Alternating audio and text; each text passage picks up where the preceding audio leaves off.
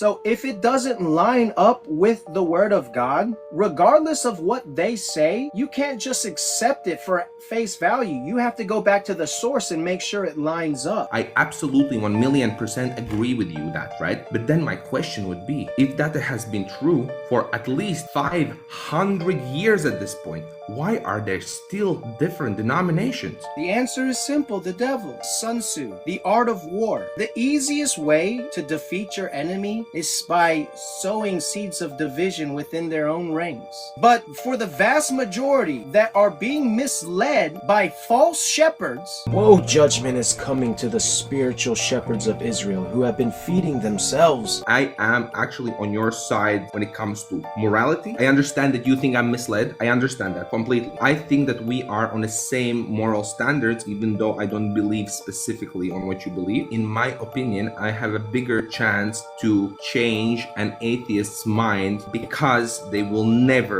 ever be able to perceive metaphysical and supernatural parts of this world. Vallius says that in Judea he met a man called Jesus of Nazareth, who was one of the most remarkable characters he had ever seen, that he was more afraid of Jesus than of a whole army, for he cured all manner of diseases and raised the dead. It would all be in vain, Arthur. Why? Why?